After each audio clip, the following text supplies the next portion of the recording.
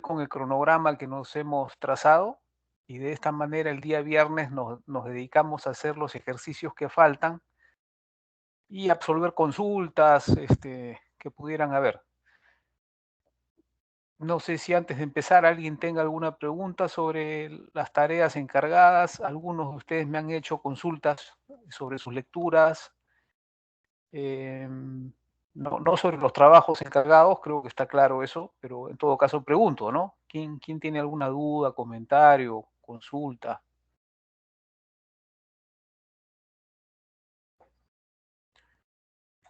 Ya, si no la hay, lo podemos hacer al final y si no, cuando muy tarde el viernes, ¿ya?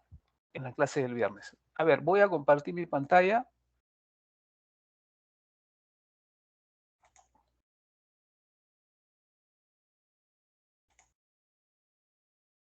Quería preguntar, ¿pueden ver mi PowerPoint? Sí, ingeniero. Sí, ingeniero. Gracias. Muy bien, vamos a ver este capítulo 8, que es sobre diseño de prospecciones. Recordarán ustedes que al final del capítulo 6 hicimos un pequeño ejercicio sobre cómo es que hacemos una cuantificación, un conteo, ¿no? En ese ejemplo se usaron esferas, ¿no? Cómo saber cuántas esferas hay en un cuadrado. Y hallamos que lo que había que hacer era un muestreo sistemático, haciendo como veredas, ¿no es cierto?, a lo largo de las cuales se contaba el número de esferas y eso lo elevábamos al cuadrado y asumíamos que esto era representativo de la cantidad de esferas en el cuadrado. Tuvimos varios resultados, ustedes se acuerdan, algunos dieron el resultado correcto, que era 100, pero eso es cuando uno tiene la ventaja de saber cuál es el valor real, el resultado real.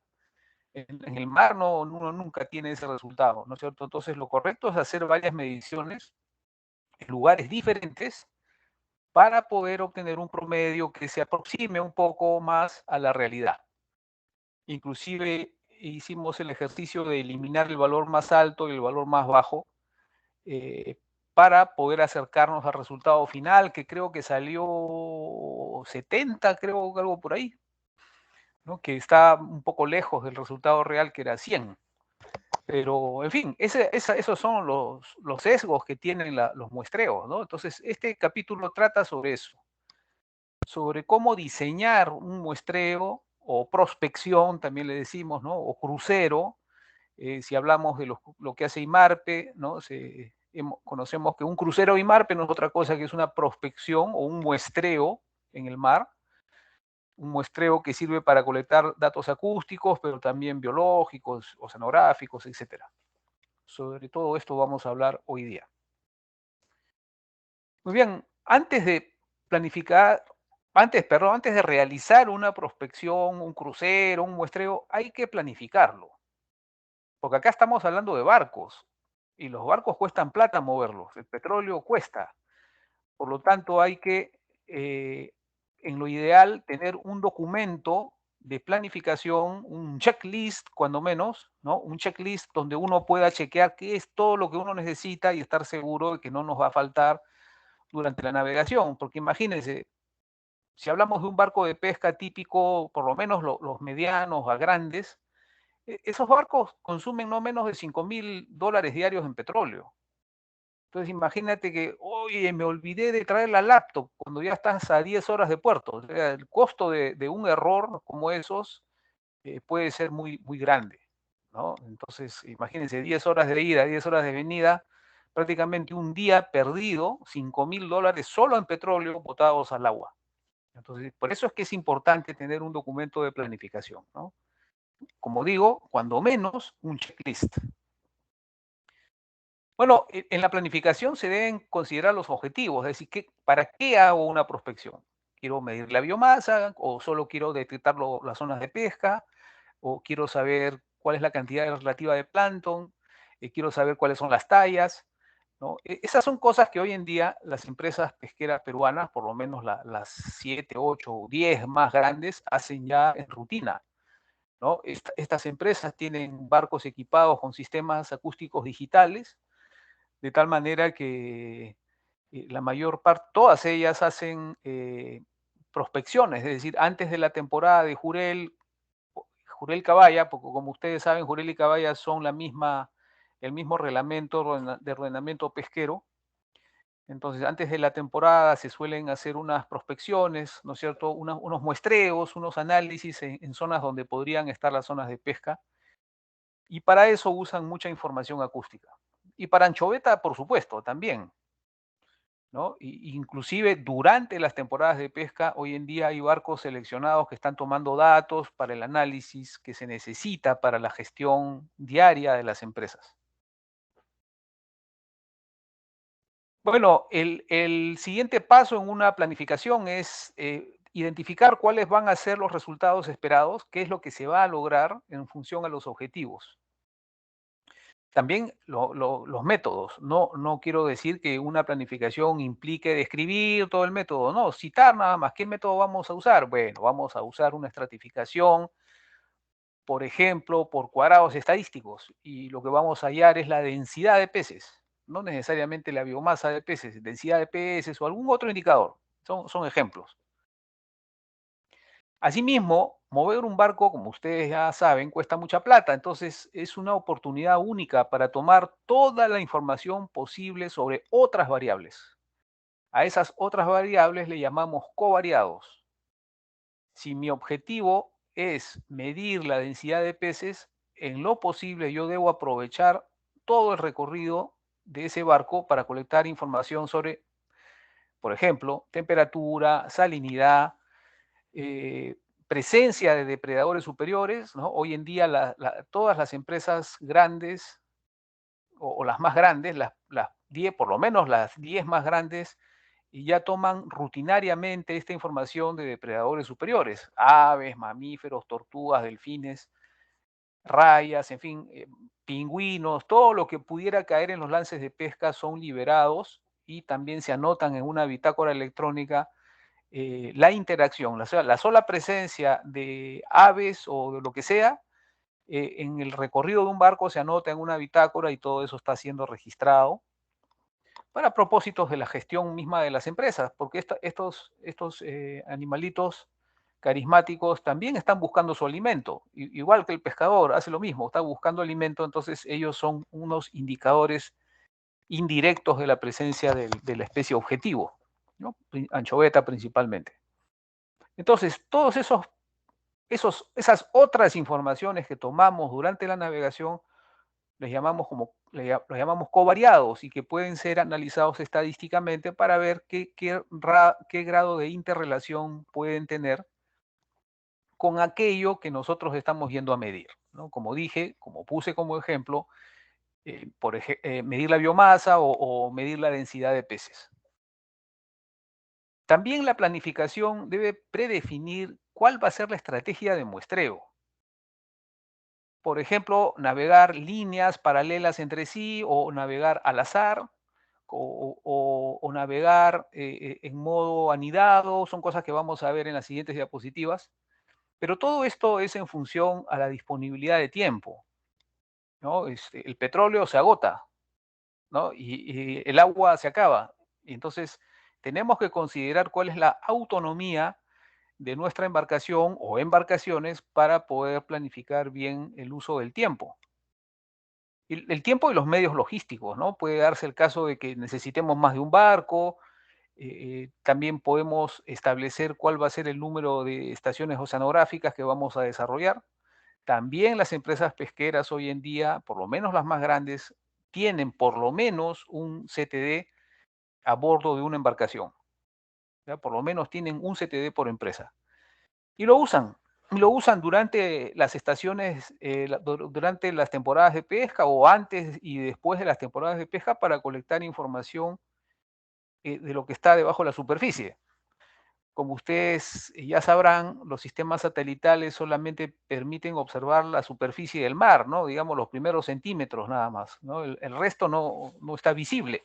Por eso es que siempre es bueno tener instrumentos de ese tipo tomando datos al mismo tiempo que se desarrollan las temporadas de pesca, ¿no? Y entre todas las empresas comparten los datos.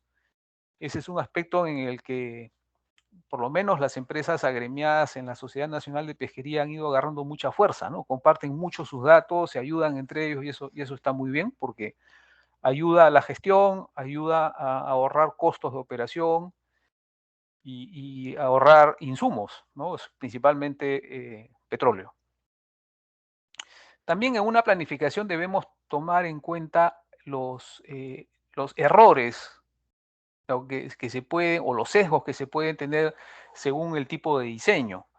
Por ejemplo, yo les digo, yo que he trabajado en el IMARPE, ahí debido al área tan grande que hay que prospectar o evaluar, se navega día y noche.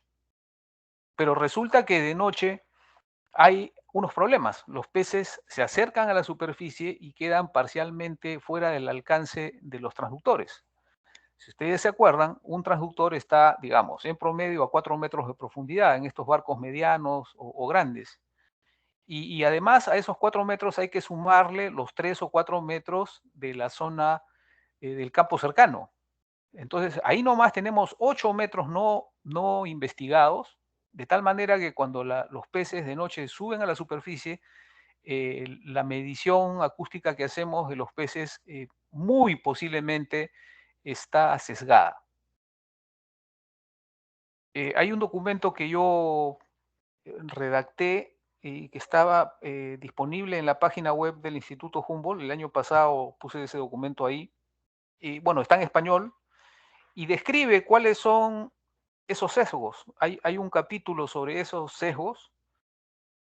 Y bueno, más adelante, si es de interés, les puedo indicar cómo conseguir la publicación. Es bien fácil, en todo caso, entrar a la página web del Instituto Humboldt, cliquear en la pestaña Publicaciones, y se abre otra ventana donde hay varias instituciones, buscan Instituto Humboldt, entran ahí y ahí van a estar las publicaciones por años.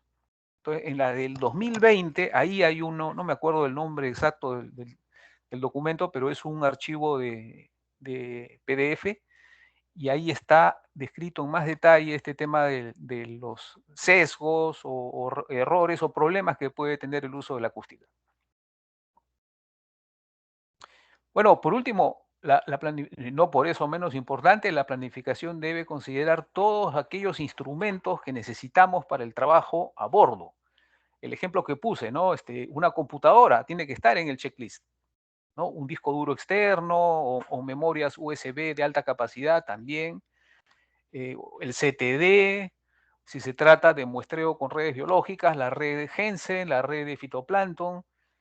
Y eso es algo que también existe. Hoy en día algunas no, todas las empresas pesqueras tienen por lo menos una red Jensen a bordo para hacer muestreo de larvas.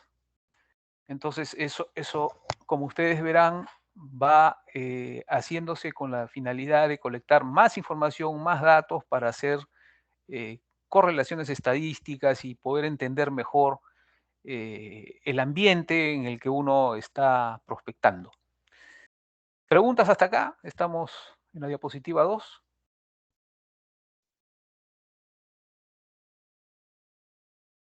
Ya, si no hay, vamos a ver tipos de diseños de muestreo. El diseño de muestreo se basa siempre, o debería basarse siempre, en el conocimiento previo acerca de la distribución de la especie objetivo. Voy a poner un ejemplo que nada tiene que ver con la pesca.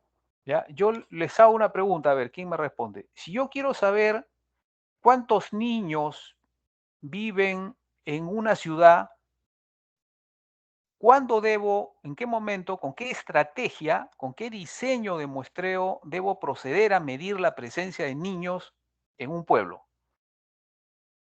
¿Dónde? ¿A qué hora? ¿De qué manera? ¿Quién tiene una idea de eso? Podría ser un domingo en un parque. Correcto, exactamente. Un día domingo en un parque es altamente probable que ahí esté la mayor parte de niños. Entonces, eso me ahorra a mí el esfuerzo de ir barrio por barrio contando el número de niños que probablemente están dentro de su casa, no están en la calle. Pero si lo hago en los parques día domingo, la probabilidad de encontrar la mayor cantidad de niños es mayor. Otro ejemplo que yo suelo poner es cómo hago para medir el número de iglesias que hay en la ciudad de Lima? ¿Qué estrategia debo hacer para medir, contar cuántas iglesias hay en Lima? Iglesias católicas, porque iglesias hay un montón, ¿no? Pero es un ejemplo. ¿Qué debo hacer?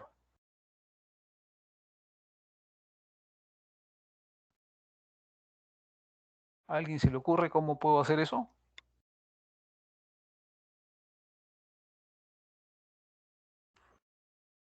Bueno, si no hay ideas, yo les digo, ¿se han dado cuenta que casi siempre en un parque hay una iglesia?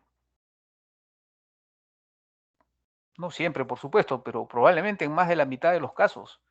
Entonces, si yo quiero hacer un esfuerzo por contar el número de iglesias que hay en una ciudad, bueno, voy a los parques. No voy calle por calle, porque sería un esfuerzo enorme, ¿no? Entonces, esa es una idea. Otro ejemplo puede ser, ¿cómo puedo contar cuántas farmacias hay en una ciudad o en un pueblo, digamos? ¿Cuántas farmacias hay en un pueblo? Contando cerca a los hospitales, porque Ese siempre puede cerca a los ser, claro, hospitales hay farmacias. ese es un buen enfoque, claro. A mí se me ocurre pensar que además de las cercanías de los hospitales, también podríamos buscar en las calles principales, ¿no? Las farmacias siempre están en una calle principal, es bien raro que estén en una calle secundaria, siempre están en las calles más concurridas, ¿no? Entonces, ese puede ser otro criterio. Y pueden haber otros más. Lo que quiero decir con estos ejemplos es que tenemos que tener una estrategia. Claro, si no tenemos ninguna y necesitamos obtener respuestas, hay que salir, ¿no? Hay que salir a buscar, pero este, todo depende de qué cosa es lo que queremos medir. En el mar, nosotros vamos a medir peces, ¿ya? Y de los peces ya sabemos algunas cosas. Algunas especies se distribuyen muy cerca de la costa, otras se distribuyen más lejos de la costa. De noche todas suben muy cerca a la superficie, de día se profundizan. Es decir, hay algunas cosas que ya sabemos de los peces. Entonces, ese conocimiento previo tenemos que usarlo para poder elegir el tipo de diseño de muestreo que vamos a aplicar. Entonces, vamos a ver ahora unos ejemplos de esos diseños de muestreo. Otra cosa, lo que van a ver ahora, y a propósito, este capítulo y el anterior, el 7 sobre TS, ya se los compartí, tanto por WhatsApp como por correo, creo. No, sí, por correo también, creo. En todo caso, están en Teams, ¿ya? Los archivos están en Teams. Bueno, hay un pequeño truco que dice que la distancia entre transectos, el transecto no es otra cosa que una línea a lo largo de la cual el barco navega. Ya, la distancia, si hacemos un muestreo sistemático, como vamos a ver ahora, la separación entre transectos o distancia entre transectos es igual a la distancia total a navegar entre, perdón, la raíz cuadrada de la distancia a navegar dividida entre el área que queremos prospectar. Entonces, eso nos da algo como esto. Primero que nada, fíjense, aquí en color naranja está toda el área probable de distribución de una especie. Y en la zona de color rojo está la zona donde yo espero que esté más concentrado, más concentrada la especie, es decir, haya más cardúmenes de una determinada especie. Entonces, en este caso, podemos hacer un muestreo sistemático paralelo, ¿ya? Como estamos viendo, sistemático. Entonces, estas líneas verdes son transectos. Este es un transecto, este es otro transecto y así. Y las distancias cortas son las conexiones entre cada transecto, se llama intertransecto. Este es un intertransecto, este es otro intertransecto, este es otro, etcétera, etcétera. Bueno, verán ustedes entonces que lo que se hace es un esfuerzo sistemático por recoger datos a lo largo de la zona prospectada. Son transectos paralelos entre sí y perpendiculares a la línea de costa. Otra particularidad de este muestreo sistemático es que si ustedes se dan cuenta, hay más transectos en la zona donde hay más cardúmenes. Esto se hace por razones que después casi al final de este capítulo voy a explicar, pero desde ahora puedo adelantarles que cuando se trata de hacer evaluación acústica, uno tiene que tratar de reducir la varianza. Es decir, la varianza no es otra cosa que el cambio o variabilidad de un parámetro que uno está midiendo. Entonces, no, por supuesto, yo no estoy hablando de hacer fraude, ¿no? y manipular las cifras, no, sino que la manera de reducir la varianza en nuestra estimación es aumentar el muestreo en las zonas donde hay más densidad de datos o densidad de peces, como en este caso. Pero sobre eso voy a volver después. Vamos a ver otro tipo de diseño de muestreo. Ah, perdón, antes de ver eso, fíjense, la distancia que hay entre estos transectos tiene una ecuación empírica que es esta acá. La distancia entre transectos es igual a la raíz cuadrada de la distancia a navegar dividido entre el área que cubre toda esta zona por prospectar. Es una aproximación, ¿no? Es una aproximación. Bueno, vamos a continuar y ahora vamos a ver este otro tipo de muestreo. Primero tenemos en la zona total de distribución, que está aquí representada por esta zona naranja, tenemos algunos núcleos de alta densidad representados por estas zonas de color rojo. Entonces, pero acá fíjense que hay algunas zonas donde las zonas de alta densidad están más cerca de la costa y en otras están más alejadas de la costa. Entonces, en este caso, lo que podemos hacer es adoptar un muestreo sistemático anidado, como este, ¿no? En el cual el barco navegue más o menos como estoy señalando ahorita, ¿no? Hace un loop, se desplaza perpendicularmente a la costa, luego en paralelo a la costa, luego se aleja de la costa, luego se acerca y así consecutivamente. Si se dan cuenta ustedes, hay un doble loop, uno cerca de la costa y otro lejos, y a este tipo de diseño se le llama sistemático anidado. Hay otro método que se aplica cuando hay poco tiempo, digamos, los medios son limitados o bien la especie tiene una distribución grande, pero no es que sepamos dónde está más densamente distribuida. En este caso, se puede usar un diseño triangular. Este es el tipo de diseño que se empleó muchos años en Perú, desde 1966 hasta 1982, durante las operaciones Eureka. Las operaciones Eureka no eran otra cosa que la salida simultánea de embarcaciones de pesca para hacer un barrido muy rápido de una zona muy grande.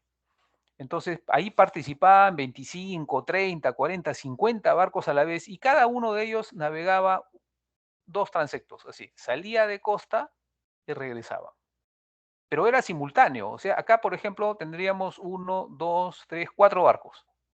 Entonces, de esta manera se cubría toda la costa del Perú o gran parte de la costa del Perú rápidamente, en 24 horas, ¿no? Y mientras tanto, un crucero convencional pues demora no menos de 40 días con 2 barcos. Yo les cuento al menos cuando yo entré a trabajar en IMARPE a mediados de los 80, un crucero nos tomaba por lo menos 75 a 80 días de navegación continua. Y eso nos costaba después del crucero no menos de un mes, trabajando día y noche. Es decir, bueno, trabajando 14 horas al día, incluyendo sábado y domingo, para poder tener el informe. Hoy en día se usan 2 barcos, hoy en día hay computadoras, hoy en día hay muchos medios y ya prácticamente cuando el crucero termina, los científicos que están a cargo de esto ya bajan con el informe hecho, no es como era antes. Bueno, voy a continuar con otro diseño y acá tenemos un diseño llamado exploratorio. Es decir, en el diseño exploratorio se puede combinar un trayecto sistemático con uno aleatorio. Es decir, uno puede navegar con uno o más barcos en paralelo a la costa y cuando encuentra algo interesante, entonces puede adoptar un diseño sistemático paralelo como se está viendo acá. Otro diseño de muestreo que podemos emplear es el aleatorio. Esto yo creo que ya no se usa en ninguna parte, pero esto se usó en Europa mucho. por lo menos en Escocia, que es un país que es fuerte en estos métodos acústicos, salían así con el barco científico, a hacer recorridos así aleatorios en una zona, ¿no? Recorriendo una zona, haciendo este tipo de diseño, ¿no?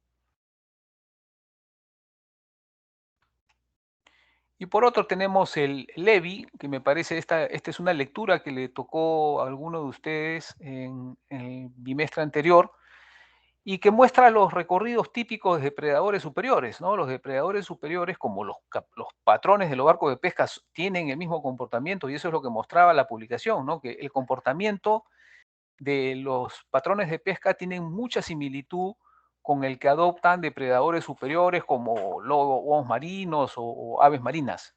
Es decir, es la navegación, si hablamos de barcos de pesca, es la navegación en línea recta hasta una cierta zona en donde se observa algún indicio de que hay cardúmenes en la zona, y entonces el patrón en automático comienza a dar vueltas por la zona tratando de encontrar los mejores cardúmenes, y estos tienen un determinado tamaño interesante, entonces hace uno o más lances de pesca en la zona, o no, y si no, bueno, continúa navegando hasta otra zona donde encuentra otra vez indicios de que algo interesante hay, y así continúa, bueno, hasta que completa su recorrido, dependiendo pues del consumo de petróleo, ¿no? Los patrones de los barcos van mirando ese parámetro, el consumo de petróleo, porque tiene que alcanzarles para regresar a puerto.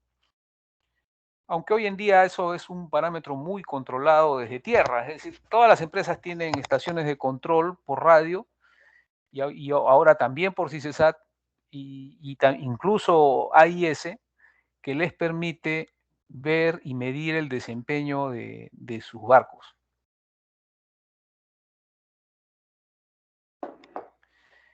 Ahora, ¿preguntas hasta acá? Estamos en la diapositiva 3.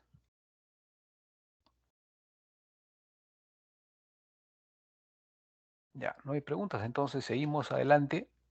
Bueno, acá faltaba, en esta animación faltaba justamente la representación de la zona total de distribución de la especie objetivo, por ejemplo, jurel, y la existencia de algunas zonas donde el jurel, en este ejemplo, está más concentrado, ¿no? Lo rojo representa zonas de alta concentración.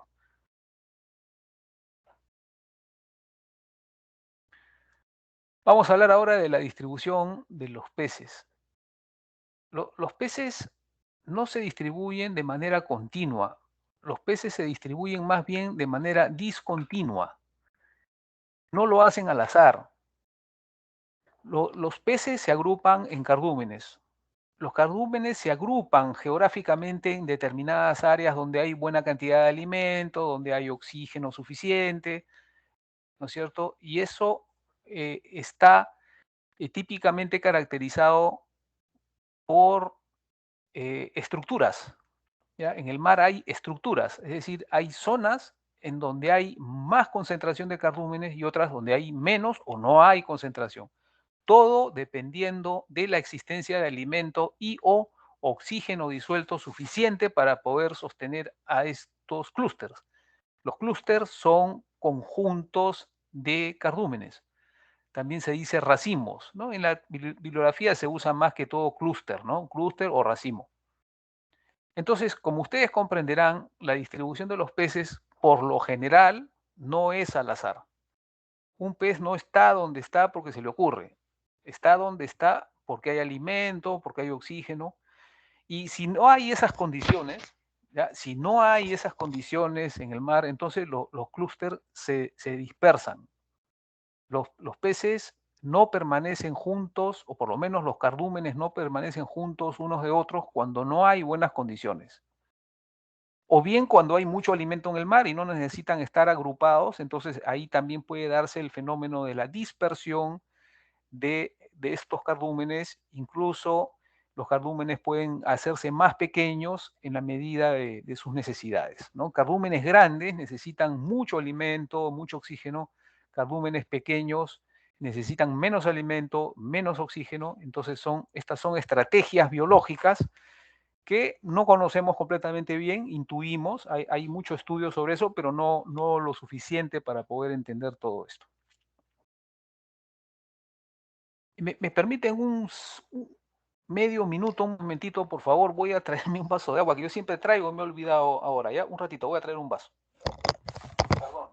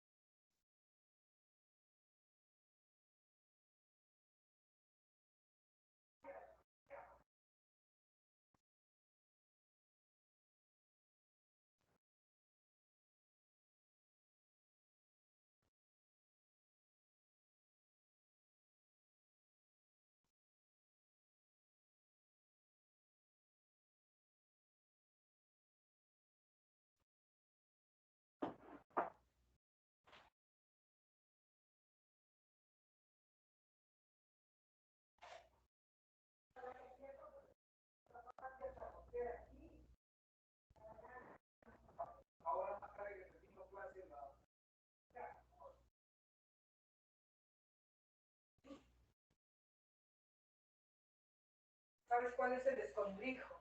Detrás de la escalerita azul, ¿ya?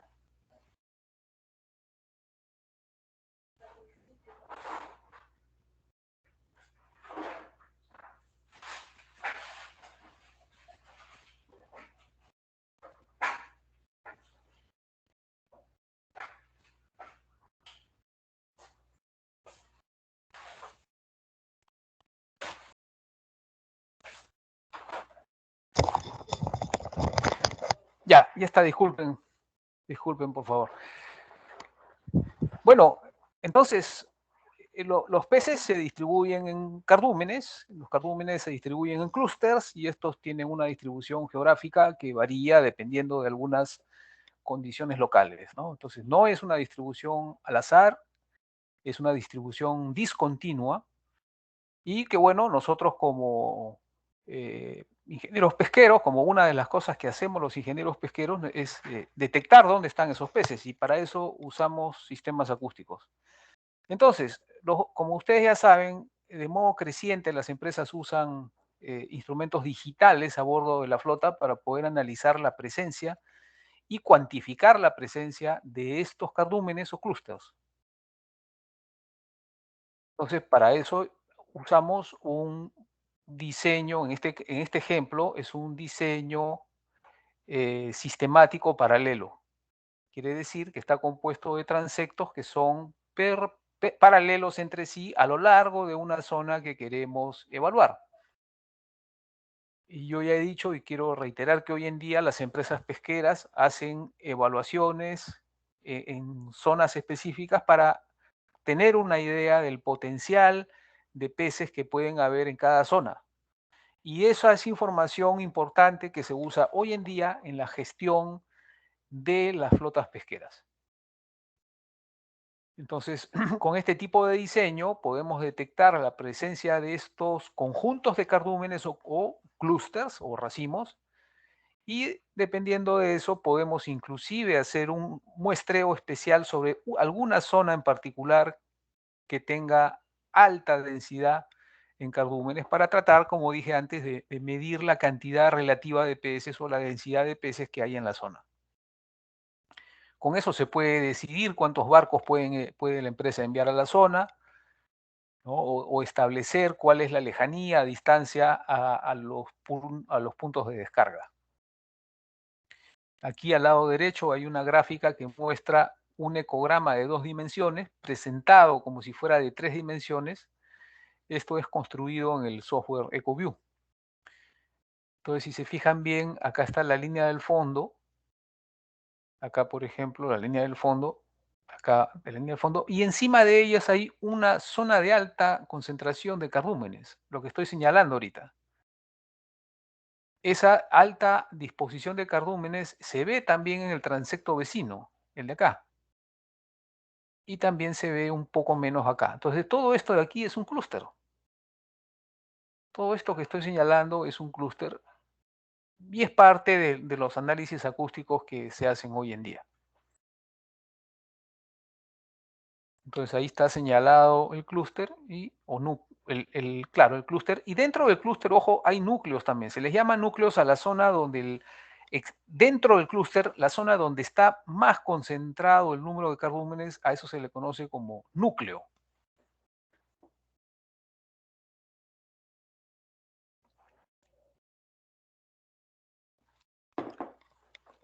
A ver, vamos a continuar. Acá, por ejemplo, fíjense, tenemos una gráfica, dos gráficas construidas en el programa Surfer, que es el que vamos a usar después de los exámenes. Vamos a dedicar una semana a hacer ejercicios con ese programa. Yo quisiera que ustedes aprendan a usarlo, porque es un programa excelente para hacer mapas, cartografía, análisis estadístico, cálculo de áreas, cálculo de volúmenes. Entonces, una de las aplicaciones que tiene es esta de cartografiar la presencia de los peces a través del uso de datos acústicos. Y si ustedes se dan cuenta, las zonas más oscuras, donde está más negrito o más rojo, son zonas de alta densidad de cardúmenes, y las zonas que están en color verde, amarillo, son zonas con poca cantidad de cardúmenes. Entonces acá tenemos el caso de anchoveta, es un ejemplo, nada más. El caso de anchoveta, y al lado derecho tenemos el caso de la múnida, Pleuroncodes monodon, que es un crustáceo muy abundante en el mar peruano, pero que sobrepone su distribución con la de la anchoveta, ¿no? Es bastante común que a la hora de pescar anchoveta cae un poco de esta múnida.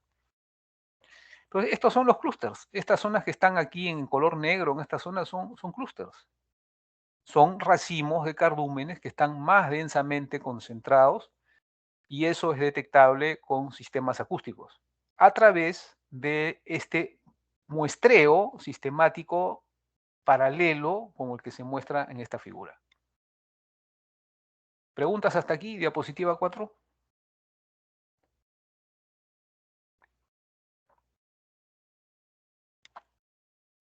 Continuamos si no hay preguntas. Vamos a ver un tema interesante que es la autocorrelación. ¿Qué cosa es la autocorrelación? En muestreo se llama, y análisis, muestreo y análisis de datos se denomina como autocorrelación al vínculo que un valor, por ejemplo, acústico, un valor NASC, tiene con sus valores vecinos. ¿Ya? Es decir, cualquier valor acústico que ustedes observen en un punto en este mapa o esta carta, debe tener algún grado de correlación con sus vecinos. ¿Por qué? Porque como hemos visto, los peces no están ahí al azar, están ahí por alguna razón.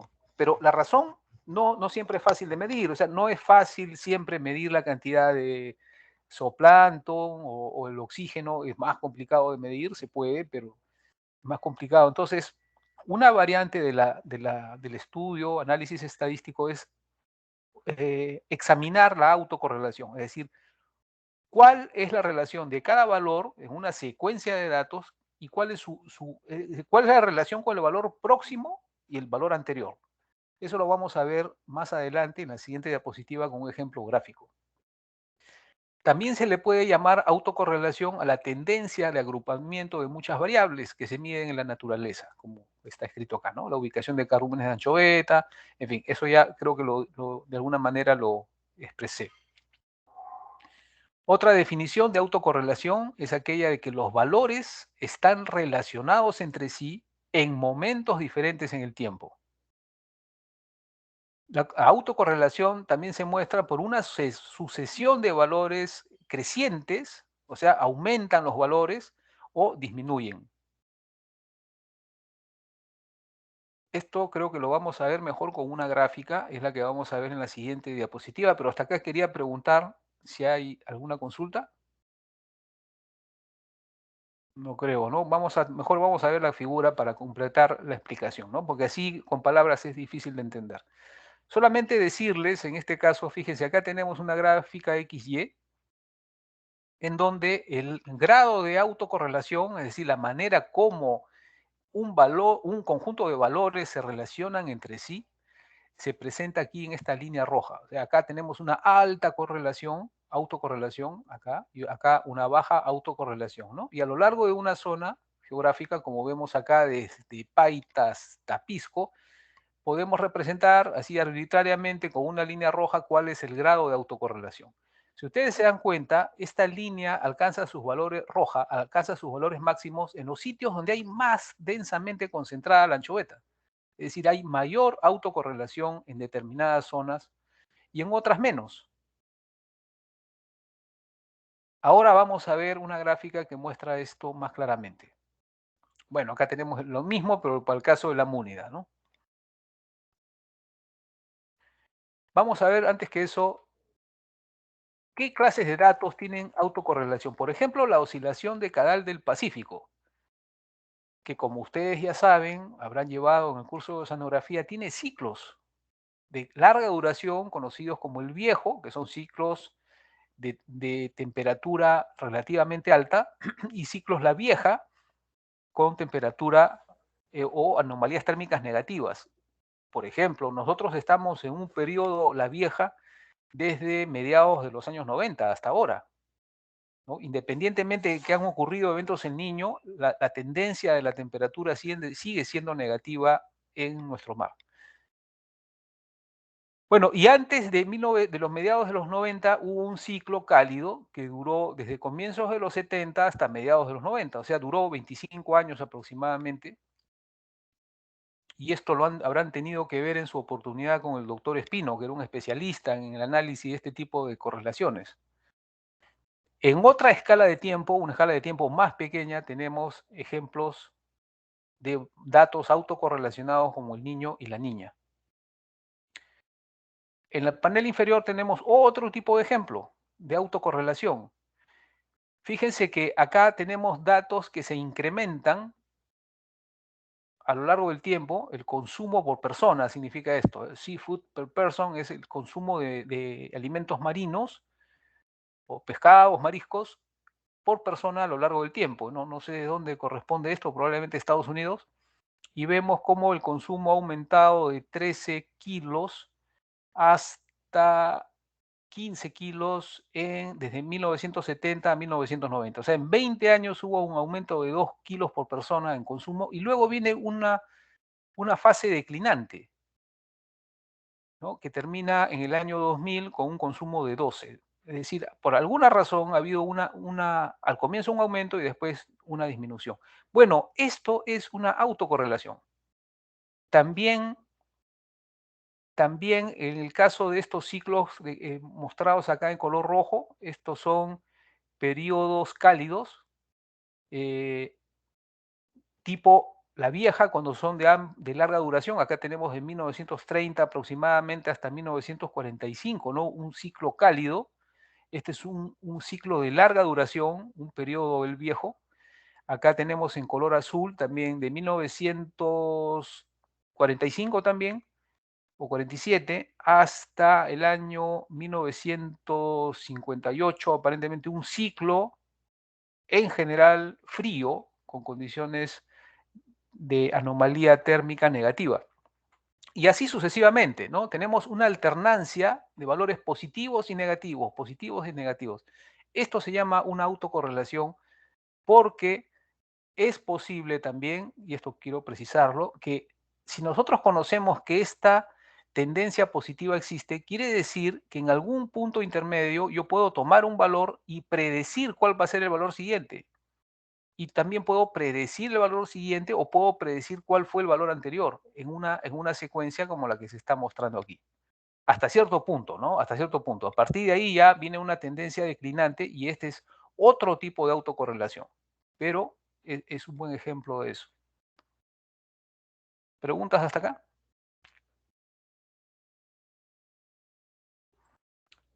Por ejemplo, yo les digo, hay un dato que es, un valor que yo mido es 2, el siguiente es 4, ¿ya? El siguiente es 6, el siguiente es 8. ¿Quién me dice cuál es el valor que sigue? 10. 10, correcto. ¿Por qué ha dado usted en el clavo? Porque conoce la secuencia. Porque esa secuencia está autocorrelacionada. Yo creo que con este ejemplo se ha entendido un poco mejor, ¿no? La secuencia de valores están correlacionadas cuando hay una tendencia. En este caso, la tendencia era aumentar 2, 2, 2, 2, ¿no? Por eso su compañero acertadamente dijo 10. Y si yo pregunto después del 10 que viene, alguien me va a decir 12. Y así, y eso es 12. así. 12, correcto. Y 14, 16, etcétera, ¿no? ¿Por qué? Porque este es un ejemplo de datos autocorrelacionados. Es decir, sabiendo un valor y conociendo la tendencia, yo puedo predecir cuál es el valor siguiente. Ahora, si yo digo, por ejemplo, 42, en este ejemplo, ¿cuál es el valor anterior? 40. 40, correcto. Y el anterior, 40. 38, etcétera, etcétera, ¿no? Entonces, este es un ejemplo sencillo de autocorrelación con el cual uno puede saber cuál va a ser el valor siguiente o el anterior, cuando se dan este tipo de tendencias, ¿no? Bueno, este caso del consumo de pescado por persona es un poco más complejo, ¿no? Pero un resultado aproximado podríamos obtener. Si sabemos que en 1970 el consumo era 13 y en 1990, o sea, 20 años después, era 15, sabemos que ha habido una variación de 2 kilos en esos 20 años. Por lo tanto, yo puedo razonablemente estimar que hacia el año 1980 el consumo era 14 kilos. Vamos a ver si es verdad. En 1980 está por acá, yo me ubico acá. No era exactamente 14, pero por ahí, ¿no? 13.8. Eso es posible gracias a la existencia de una autocorrelación. No sé si se entendió un poco mejor lo que es autocorrelación. Ingeniero. Sí. Sí, hay otros ejemplos más, ¿no? Acá, por ejemplo, fíjense, tenemos un mapa cualquiera de una distribución acústica. Esto ha sido un resultado de una interpolación. Ya, interpolación es un proceso que se usa mucho en cartografía para poder, y en geoestadística, para poder determinar cuál es la distribución geográfica. En este ejemplo, pues, no sé si era anchoveta o múnida, no sé qué, pero otra vez, los colores densos indican alta densidad de peces o alta concentración de carrúmenes de peces, de lo que sea, y las zonas en amarillo y verde son zonas de baja densidad. Entonces, si sobre esta zona que ustedes están viendo yo trazo una flecha, un recorrido, vamos a suponer, un recorrido de un barco o de un avión, lo que sea, que está midiendo, que pudiera medir desde el aire la cantidad de peces, nos graficaría esta gráfica del lado derecho. ¿Ya? Esta gráfica del lado derecho, que es una autocorrelación positiva, porque si ustedes se dan cuenta, hay tendencias. Hay una tendencia creciente hasta aquí, significa que el valor de densidad, el número de peces aumenta, aumenta, aumenta, aumenta, aumenta, hasta cierto punto. Y luego viene una tendencia declinante, con variaciones, pero una tendencia declinante. Esto es lo que se conoce como una autocorrelación positiva y es uno de los fenómenos que caracteriza la distribución de los peces en el mar. Acá en la gráfica de abajo que estoy señalando se tiene otra vez más o menos el mismo ejemplo de la línea roja que está arriba a la derecha y que muestra lo que es una autocorrelación positiva, es decir, la existencia de ciclos o tendencias que eventualmente se revierten y se vuelven, como en este caso, acá hay una tendencia decreciente, luego hay un aumento, luego hay una tendencia decreciente, un aumento, una tendencia decreciente. Esto es una autocorrelación positiva, tomada en conjunto, ¿no? Todos estos datos, y, ¿no es cierto? Que no sé qué son, simplemente es un ejemplo. Y de otro lado, a la derecha vemos lo que es una autocorrelación negativa, que es cuando hay una variación, el valor aumenta, disminuye, aumenta, disminuye, aumenta, disminuye, no hay tendencia. Cuando no hay tendencia, a eso se conoce como una autocorrelación negativa. Espero que, bueno, preguntas, comentarios, estamos en la diapositiva 7.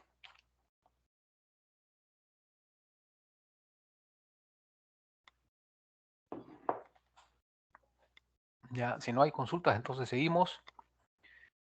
Vamos a pasar a ver otro tema que es fundamental en este curso, ¿ya? Diapositiva 8, fundamental. Así como hemos visto que hay diseños de muestreos, también hay diseños de análisis.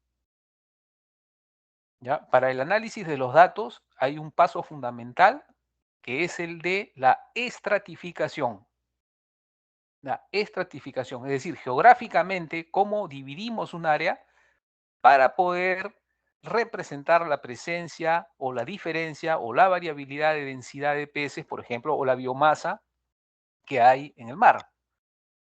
Entonces, a través de esta estratificación se busca compartimentar, separar este fenómeno de la autocorrelación que, como ustedes ya han aprendido y saben, es uno de los aspectos que caracteriza la distribución o la manera en que se distribuyen los peces en el mar. Es imprescindible tener un sistema o adoptar un sistema de estratificación, porque si no, ¿cómo obtenemos cuál es la densidad de peces? No digo que sea el propósito principal de este curso, pero obviamente es uno de los aspectos más fuertes de este curso, es la exposición de cómo se calcula la densidad de peces o la biomasa de peces. Entonces, eso requiere que estratifiquemos. Vamos a ver un primer método de estratificación que es el de contorneo. ¿Qué es el contorneo? El contorneo es cuando uno hace una prospección, como la que estoy señalando, sistemática, paralela, a lo largo de una zona, y obtengo datos, ¿no? Recojo datos NASC, por ejemplo, valores acústicos NASC, que vienen de los cardúmenes de los peces. Vamos a suponer también que a lo largo del recorrido del barco se han hecho lances de pesca, representados aquí por estos circulitos azules.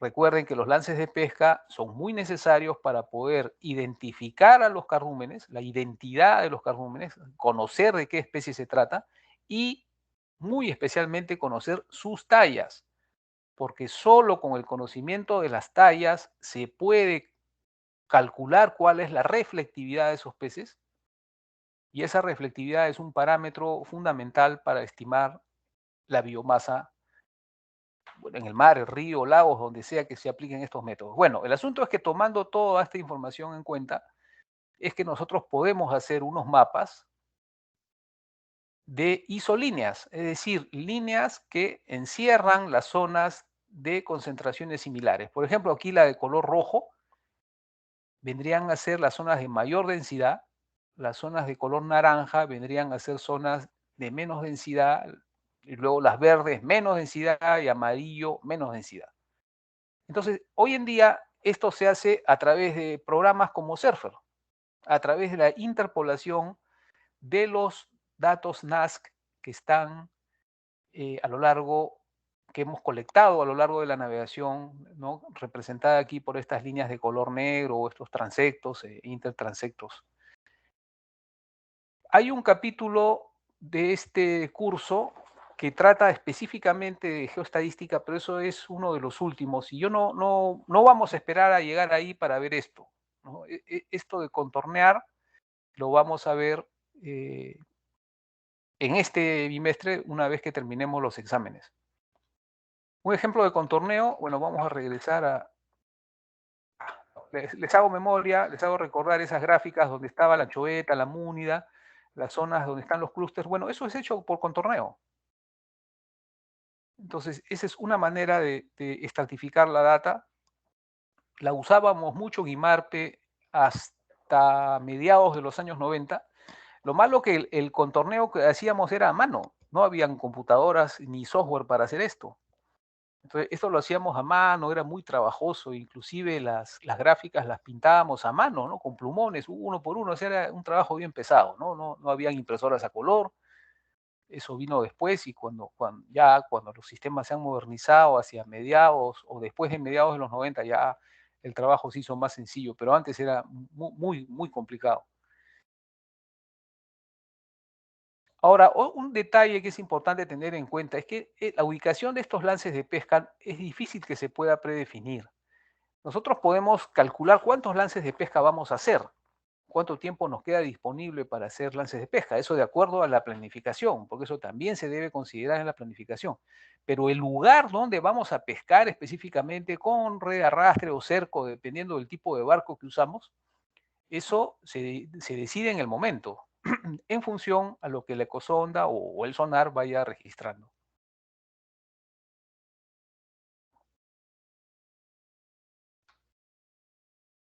Ahora vamos a ver otro método de estratificación que es el de cuadrados estadísticos.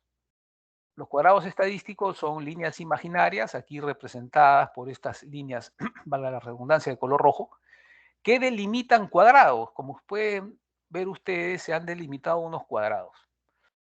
Entonces, sobreponiendo esos cuadrados, ahí tenemos otra vez, tenemos el recorrido seguido por el barco en línea negra, los lances de pesca y los valores acústicos que se han colectado, los valores NASC colectados a lo largo de toda esa zona en intervalos típicamente de 1 milla náutica, puede ser 2 o media milla, lo que sea.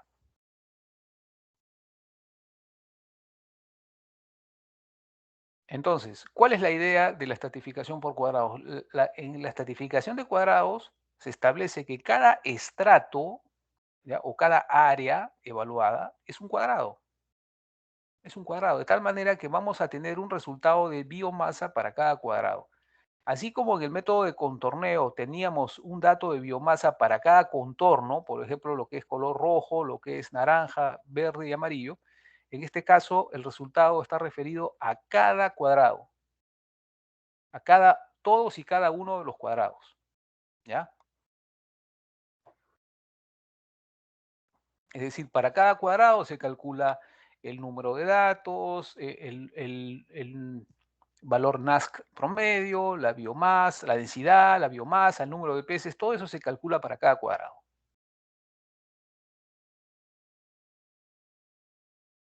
Acá está indicado, ¿no? Para cada estrato se calcula el NASC promedio, el número de datos, el área, la varianza, etc. Vamos a ver otro método de estratificación, que es el que más usa IMARPE, es el de áreas isoparalitorales. Las áreas isoparalitorales no son otra cosa que la proyección de líneas imaginarias, aquí presentadas con línea roja. Por ejemplo, cada 10 millas de costa, líneas paralelas a línea de costa, que son cortadas por los paralelos de latitud cada 30 minutos. Eso delimita áreas conocidas como áreas isoparalitorales. De tal manera que si nosotros pasamos navegando por ahí, ahí tenemos, ¿no?, línea negra, el recorrido del barco, en puntos azules están los lances de pesca, y de esa manera nosotros podemos compartimentar geográficamente todos los valores que están dentro de todas y cada una de estas áreas. Otra vez, el propósito es calcular cuál es el número de datos tomados, bueno, cuál es el NASC promedio, cuál es la biomasa, cuál es la varianza, etc. Otro método que también se usa en IMARPE, todos los métodos los usa IMARPE, pero el que más usan para estimados de biomasa es este de acá, el de isoparalitorales, áreas isoparalitorales. Otro método que también se usa es el método por transectos. A mí personalmente es el que más me gusta porque es el que tiene mayor resolución. Aquí, para cada intervalo de muestreo o unidad básica de muestreo, también se dice, que suele ser de 1 milla náutica, para cada milla náutica se establece cuál es la biomasa para cada clase de talla. Por ejemplo, si los peces que se han detectado en la zona van de 10 a 15 centímetros, se calcula cuál es la biomasa de los de 10, los de 11, 12, 13, 14 y 15 centímetros en cada intervalo. Es el método que tiene mayor resolución, que no usa promedios, no usa parámetros, y a mí en lo personal me genera más confianza que los otros métodos de estratificación. Pero en realidad el IMARPE usa todos los métodos y compara los resultados para poder establecer si el valor obtenido está más o menos dentro de lo estimado, de lo que se esperaba, mejor dicho. De tal manera que el estrato no es otra cosa que cada transecto. Cada transecto es un estrato, en realidad compuesto por numerosos subestratos, cada uno de los cuales corresponde con un intervalo de muestreo, que como ya dije repetidamente, típicamente el intervalo de muestreo o unidad básica de muestreo es de 1 milla náutica. El color celeste aquí representa cuál vendría a ser la influencia geográfica de ese transecto. En este método no se usan los intertransectos. ¿Ya? No se usan los intertransectos, se usan solo los transectos. Y bueno, es un método más, en todo caso. Otra cosa, otro detalle importante es que el área de todo este estrato está definido por la distancia media que separa a cada uno de los transectos.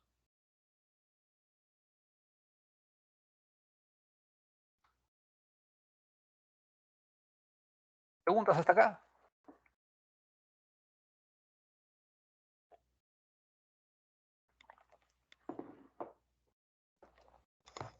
Reitero la importancia de estratificar.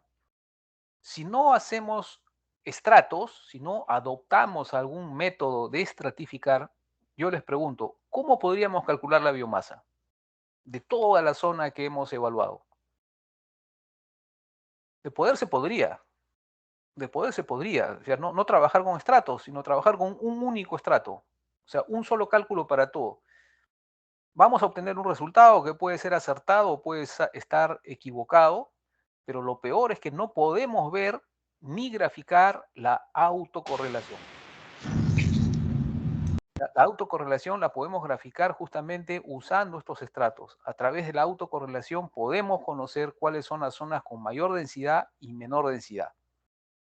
Porque justamente los peces por lo general buscan estar agrupados. Y eso estadísticamente se conoce como una autocorrelación. Esa es la necesidad de estratificar. Es decir, poder representar geográficamente cuál es la variabilidad o la varianza de lo que estamos midiendo. Densidad de peces, biomasa de peces, la cantidad relativa del zooplancton, etc. ¿Ya? ¿Preguntas? Diapositiva 8. Ya, si no hay preguntas, vamos a continuar. Lo que sigue, lo que viene a continuación es cortesía del doctor John Simmons, que es uno de los más reconocidos especialistas en acústica pesquera en el mundo, y es coautor de la Biblia, ¿no? Ya saben ustedes que el doctor John Simmons y el doctor David McLennan escribieron en 1990 la primera edición de su libro Acústica Pesquera, Fisheries Acoustics, y en 2005 lo actualizaron. Entonces, lamentablemente, el doctor McLennan falleció hace un poco más de un año. Ambos son grandes amigos del Perú y del IMARPE en particular. Bueno, y él me cedió esta parte de unas presentaciones que él tiene, que están incluidas en el libro, para poder entender cómo es que en Europa modelan la distribución de los cardúmenes en base a tantos años de mediciones y de hacer detección de cardúmenes con métodos acústicos. ¿Ya? Entonces, el ejemplo que vamos a ver ahora se trata del arenque. El arenque o herring es una especie importante en el Mar del Norte. Acá hay un mapa del Mar del Norte. Acá está Inglaterra, acá está Irlanda, aquí está Dinamarca, aquí está Noruega, acá está Suecia, aquí abajo está Alemania. Entonces, acá hay pues un número de países. Un número de países que coordinan en el Consejo Internacional para la Exploración del Mar, o ICES o ICES, cómo los países pueden, no pueden, cómo comparten el esfuerzo para poder prospectar el mar, y esto lo hacen pues desde los años, hace más de 100 años. Acá tengo yo, en mi oficina tengo un cuadrito, una fotografía de Fridtjof Nansen, que fue el fundador de ICES en el año 1901. Es decir, es una organización que tiene más de 100 años. 120 años, para ser más preciso, ¿no? Haciendo cooperación e investigación marina. Entonces ya ustedes saben que en la página web del Instituto Humboldt hay una página de publicaciones, ahí también hay varias publicaciones de ICES que ya están ahí y ustedes pueden entrar y compartirlas y bajárselas si les interesa. Lo que no me acuerdo es si les he compartido ya el libro de los doctores Simmons y McLennan, no me acuerdo. Si no lo he hecho, no duden que lo voy a hacer, pero si alguien me hace acordar, le agradecería. Bueno, aquí tenemos, entonces, el Mar del Norte está como que estratificado, ¿no es cierto?, en cuadrados estadísticos. Fíjense, toda esta parrilla son cuadrados estadísticos. Y acá están los nombres de los barcos encargados de hacer la toma de datos acústicos en su zona. Por ejemplo, el Scotia es un barco escocés que se encarga de esta zona. Acá al otro lado de Escocia parece que acá hay un barco alquilado que hizo la evaluación por lo menos el año 2000. Luego está el Geosars de Noruega, el Trident de Inglaterra, el Herbig de Alemania, que es muy parecido al Humboldt peruano, y el Dana, que es de Dinamarca. Estos países comparten el esfuerzo porque hay pesquería de arenque en todos estos países. Entonces, vamos a ver ahora cómo es que ellos han modelado la distribución de los cardúmenes. Ya ustedes van a ver puntitos amarillos en la animación, ojalá funcione. Ahí está. Miren los puntitos amarillos, cómo han logrado modelar los desplazamientos del arenque desde las zonas de desove o zonas de crianza hacia otras regiones del Mar del Norte. Vamos a volver a verlo. Está por meses, miren.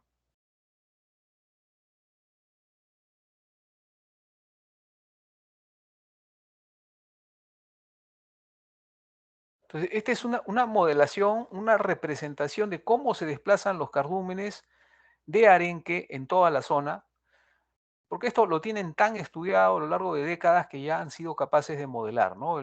Cuál es el comportamiento, digamos, del arenque mes a mes, ¿no? Nosotros aquí, a pesar de que tenemos también ya 50 años, más de 50 años estudiando la anchoveta, no hemos podido hacer algo así, porque no es muy claro que haya un patrón en el desplazamiento de cardúmenes, ¿no? Probablemente el mar peruano tiene una variabilidad demasiado alta como para poder predecir cuál es la distribución o cuál va a ser el comportamiento de los cardúmenes, como sí se conoce en el caso del arenque. El Mar del Norte es muy frío, pero probablemente mucho más estable que nuestro mar, que es altamente variable. Bueno, ahora vamos al detalle, ¿no? Acá está un ejemplo de la zona de Scotia, hecha por el barco científico Scotia. Aquí, esto que estoy señalando, a ver, voy a activar mi puntero láser. Ya, esto que estoy señalando es Escocia, y acá está la zona de cuadrados estadísticos en donde los colores representan densidad. Los colores oscuros rojos o rojos indican alta densidad, y los amarillos menor densidad, celeste menos densidad, verde menos densidad y más verde menos densidad aún. ¿Ya? Imagínense ustedes que esto es biomasa o abundancia, si se quiere. Ustedes ya saben la diferencia entre biomasa y abundancia, ¿no? La abundancia es la biomasa observada. Es una parte de la biomasa total que, como he dicho muchas veces, nunca sabemos realmente cuál es. Para poder saberlo tendríamos que prospectar en todos los rincones en donde se distribuye la especie, y eso es económicamente inviable. Bueno, ahí tenemos entonces la abundancia, si gustan, biomasa. Y noten que es una estratificación por cuadrados, es decir, el barco ya pasó por aquí tomando datos y con esos resultados se ha construido esta gráfica, que nos muestra que hay zonas donde hay mayor densidad, es decir, donde está autocorrelacionada la presencia de cardúmenes de este arenque, en color rojo. Ahora vamos a ver la varianza. ¿Ya? En la misma zona evaluada, fíjense la varianza. Por supuesto, ya ustedes saben que estos valores que están en los ejes son longitudes y latitudes. Entonces, en el gráfico del lado derecho está la varianza que corresponde con la abundancia. Es decir, para lograr estas mediciones de abundancia se ha medido la varianza y el promedio de esas varianzas está indicado en cada uno de estos cuadrados. Pregunto, ¿se parecen? ¿La varianza y la abundancia se parecen? En este ejemplo, por lo menos. Sí. Claro que sí, se parecen mucho. Entonces, la varianza es un indicador de la abundancia. La varianza es un indicador de la abundancia, de la densidad de peces o la biomasa, si quieren. ¿Ya? Entonces, es muy importante medir bien la varianza. Y para medir bien la varianza, debemos, en lo posible, porque claro, esto implica navegar más, hacer mediciones adicionales en las zonas de mayor densidad, porque la varianza es más alta en las zonas de más densidad. Si ustedes se dan cuenta, las varianzas son más altas justamente donde hay más abundancia. Por lo tanto, debemos procurar adoptar un sistema de varianza, lo cual implica eventualmente poder reducir la varianza, pero no de modo artificial, o sea, no haciendo trucos, simplemente lograr reducirla lo más que se pueda a través de un incremento del muestreo. ¿Ya? ¿A qué me refiero? Vamos a ver eso con más detalle. Miren, acá tenemos la zona en donde se ha encontrado la mayor cantidad de peces en este ejemplo. La que está aquí, en esta zona rayada, es la que se ha encontrado más peces, ¿no es cierto? Las otras zonas son accesorias. Probablemente en todo lo demás debe haber 10% de biomasa o abundancia, mientras que el 90% está en las zonas de mayor varianza. Entonces, si nosotros incrementamos el muestreo en las zonas donde hay más cantidad de peces, entonces obviamente vamos a lograr reducir la varianza o reducirla hasta el punto en que sea representativa de la abundancia que queremos medir, ¿no? En este ejemplo, fíjense, se han agregado así de modo esquemático unas líneas que representan los transectos. Si ustedes se dan cuenta, en la zona de baja abundancia, la distancia entre transectos es grande, pero en las zonas donde hay más cardúmenes, donde la abundancia es más alta, fíjense que la distancia entre los transectos es menor. Y acá también en el lado izquierdo, también la distancia entre transectos es menor, porque justamente en esas zonas, si hay o sabemos que va a haber más cantidad de cardúmenes, ahí debemos, desde el punto de vista teórico, porque esto en realidad les admito que esto es teoría, en la práctica es bien difícil poder estar seguros de cuál va a ser la distribución, aunque hemos hecho algunos progresos en modelación, por lo menos en el Instituto Humboldt tenemos un modelo para representar la distribución de la anchoveta. Hoy en día es posible hacer esto y de esa manera podemos orientar el esfuerzo durante los cruceros del IMARPE, por ejemplo. El IMARPE también tiene sus propios modelos. Pero una certeza completa en un mar tan cambiante como el nuestro, yo no me atrevería a ponerle la firma, ¿no? Es decir, es una aproximación, nos ayuda a planificar el modelamiento, pero nunca estamos seguros y por eso es que siempre se hacen cruceros, porque la modelación todavía está lejos de ser perfecta o digamos, aceptable.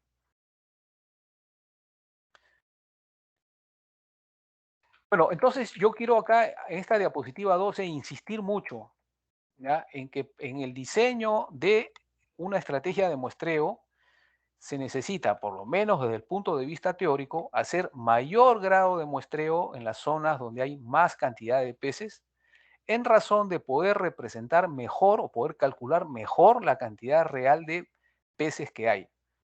Si haciendo eso se logra reducir la varianza, probablemente eso indica que efectivamente nuestra estimación de abundancia es correcta.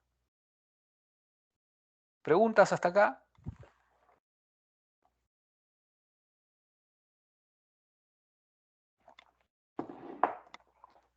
Ya no hay, entonces no hay casi nada de preguntas, pero bueno, no es extraño. Vamos a volver a hablar un poco en este rato de muestreo acústico, biológico, oceanográfico, pesquero. Ya saben ustedes que hay que aprovechar el tiempo para colectar la mayor cantidad de información que se pueda, no solamente acústica, sino también biométricas, en la posible información oceanográfica, incluyendo el uso de redes para colectar fitoplancton y zooplancton, si es que está en nuestras posibilidades poder analizar eso en laboratorio. Bueno, y hoy en día, gracias a estos sistemas digitales que hay de procesamiento de la data acústica, bueno, podemos reprocesar todo muy rápidamente usando diversos intervalos de muestreo para ver y obtener resultados diferentes y analizar la diferencia entre resultados. Algo como lo que hicimos al final del capítulo 6, ¿no? Ese ejercicio hicimos como 10 mediciones de la cantidad total de esferas que había en un cuadrado y obtuvimos resultados diferentes. Y al final nos quedamos con el promedio, ¿se acuerdan? Bueno, acá se hace lo mismo. Se puede hacer un remuestreo de los datos gracias a estos programas de análisis como EcoView y obtener resultados diferentes con distintos intervalos de muestreo, por ejemplo, 1 milla náutica, 2 millas náuticas, etcétera, y poder analizar esa variabilidad, ¿no? Y de esa manera generar más resultados y al final quedarnos con el promedio, ¿no? Que es algo de lo que se puede hacer con evaluación, ¿no? Yo les cuento, no les puedo compartir ahora imágenes de eso porque estoy haciendo el informe recién. Hemos hecho para la Universidad Católica una evaluación de peces en una laguna y hemos hecho 3 evaluaciones, no una, hemos hecho 3 para poder analizar la variabilidad, ¿no? Y los resultados nos han indicado más o menos el mismo resultado, valga la redundancia, pero es necesario para estar seguros. Hemos encontrado una cantidad de peces equivalente a 5 como límite inferior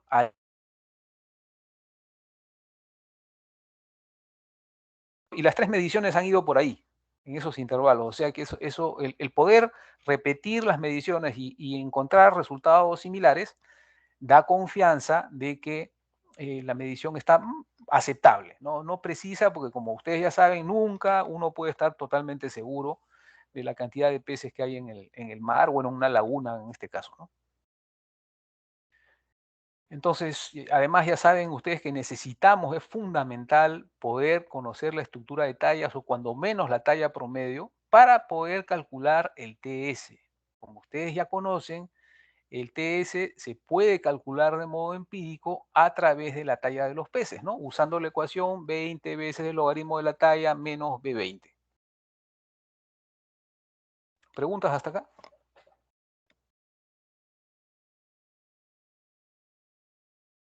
Otro detalle que está aquí explicado en el último párrafo es que si bien los sistemas acústicos colectan por sí mismos los datos que necesitamos para la evaluación de biomasa, de densidad, de abundancia, lo que sea, siempre es bueno llevar una bitácora a mano para usarla como referencia rápida. Es decir, el barco va navegando y no está trabajando en automático. Es decir, el sistema sí, el sistema acústico transmite en automático, no hay ningún problema, pero alguien tiene que estar presente, ¿no? En el ambiente, en el lugar donde esté ubicada la ecosonda, tiene que haber alguien presente controlando que el equipo no tenga ningún problema y eventualmente tomando notas a intervalos regulares, ¿no? Digamos, cada 10 minutos o cada 15 minutos anotar las coordenadas, anotar algún comentario en relación a lo que se ve a la pantalla. Eso sirve como una referencia rápida cuando haya que buscar un tramo de ecograma, todo está grabado, pero si vemos algo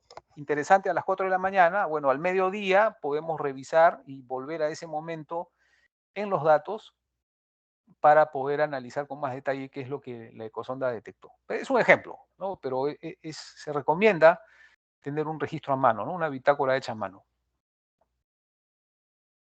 Vamos a ver ahora un ejemplo, también cortesía del doctor Simmons, y para eso les propongo ver este cuadrado que tiene puntitos negros, grises y blancos. Hay 10.000 valores aquí. ¿Ya? Hay 10.000 valores aquí con dispersos, o sea, entre valores negros y grises dispersos dentro de este cuadrado. O sea, aquí no hay autocorrelación alguna. O sea, aquí uno claramente ve que no hay nada de autocorrelación. Pero vamos a ver que un programa informático le agrega autocorrelación a estos datos, ¿ya?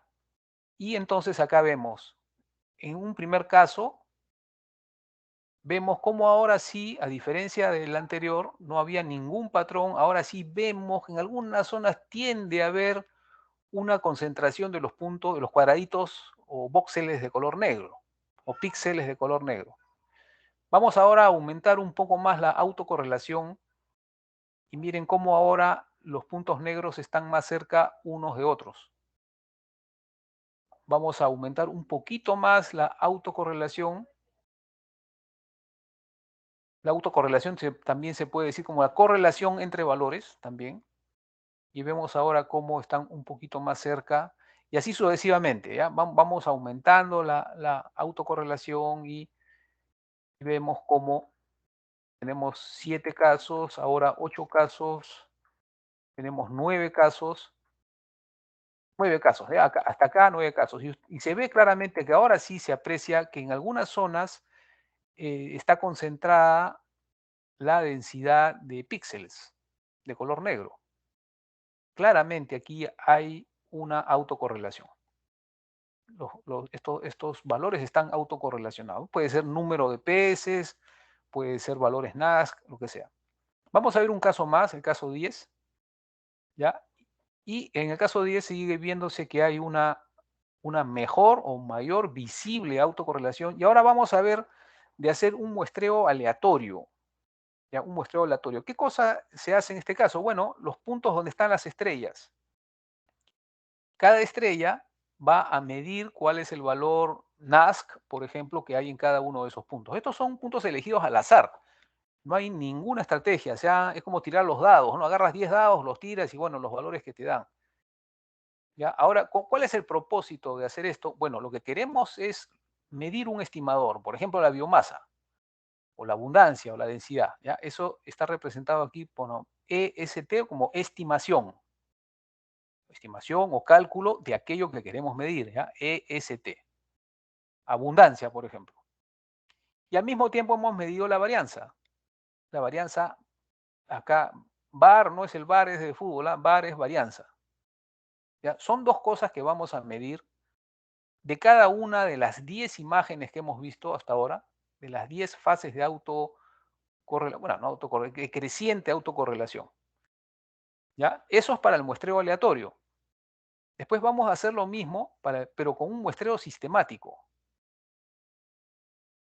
¿Ya? Como ustedes se darán cuenta, acá hay un sistema. O sea, todas las estrellas están puestas a intervalos regulares.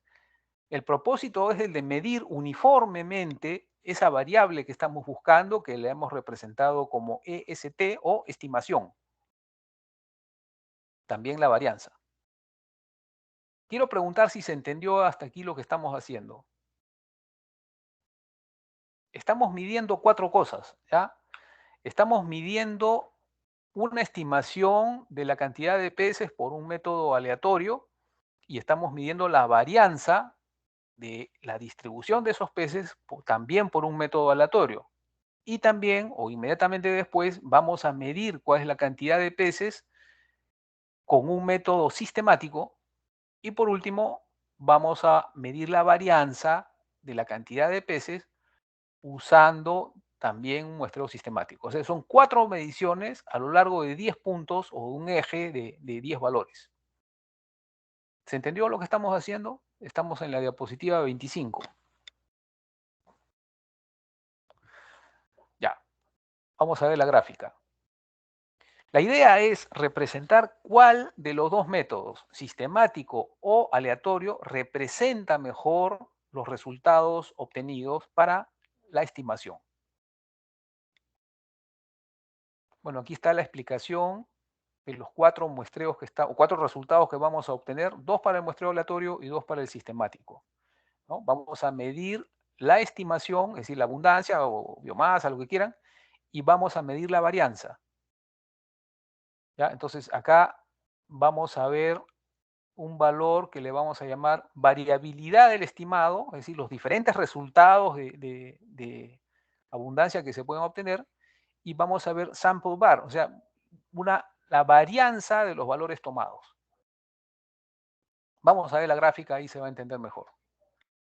Entonces, aquí tenemos en el eje X el número de intervalos en los cuales se fue incrementando la autocorrelación. Eso es lo que significa increasing autocorrelation, es el incremento de la autocorrelación en esos valores que vimos. Eran píxeles de color negro, ¿no? Pero podemos suponer que son peces. ¿Ya? Y en el eje Y tenemos la varianza de esa estimación del número de peces. ¿Ya? Y acá tenemos las 4 estimaciones. ¿Ya? Digamos, la cantidad de peces o abundancia hecha por el muestreo aleatorio está en color verde. ¿Ya? La variabilidad del estimado de la abundancia, número de peces por el diseño sistemático, la varianza, perdón, del estimado número de peces está en color celeste. ¿Ya? Y tenemos después la biomasa del el muestreo aleatorio, está en una línea roja que está oculta, no se le ve bien, y del muestreo sistemático está en color amarillo. ¿Ya? Entonces, fíjense lo que obtenemos acá. 3 de las 4 mediciones coinciden, muestran una línea recta, los valores muy similares. Pero la medición hecha de la varianza en el muestreo sistemático es notablemente menor a medida que se ha incrementado la autocorrelación. En conclusión, el muestreo sistemático es preferible al muestreo aleatorio, dado que reduce la varianza de la estimación. Por lo tanto, le da más confianza. ¿Preguntas hasta acá?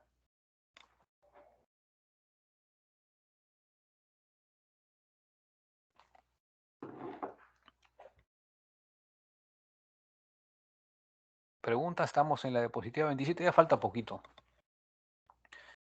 Ya, si no hay preguntas, entonces continuamos. Yo doy por entendido que el muestreo sistemático es preferible al aleatorio porque permite obtener menores varianzas en los sucesivos resultados que uno puede obtener a través de este tipo de muestreo. Ah, esa era la última. Ya, comentarios, preguntas. Yo tengo una pregunta. Adelante. En el caso del muestreo sistemático, puede ser equivalente al aleatorio, al muestreo aleatorio simple, puede darse ese caso. Podría ser, pero sería una suerte, ¿ah? Una casualidad extraordinaria. O sea, no es lo usual. No es lo usual. ¿Ya? Y la experiencia muestra eso y como mencioné antes, algunos países antes hacían muestreos aleatorios. Me refiero a muestreos acústicos, ¿ah? Para medir la cantidad de peces hacían muestreos aleatorios. Ahora ya a nadie se le ocurre hacer eso, ¿no? A partir de esta explicación que está contenida en el libro de Simmons y McLennan, ya nadie hace esa locura de hacer un muestreo aleatorio. Ahora, es cierto que los recorridos usuales de los barcos de pesca, que son recorridos aleatorios, sirven y son útiles para calcular la densidad, la abundancia, lo que se quiera. Se puede usar, claro que sí, pero sabiendo que la varianza podría estar sesgada. Por lo tanto, el resultado que obtenemos con ese tipo de recorridos aleatorios tiene también un sesgo. ¿Que pueden coincidir? Sí, pero es bien raro, ¿no? No sé si contesté a su pregunta. Sí, ingeniero, gracias. Está claro. Ok. ¿Algún otro comentario o pregunta antes de despedirnos?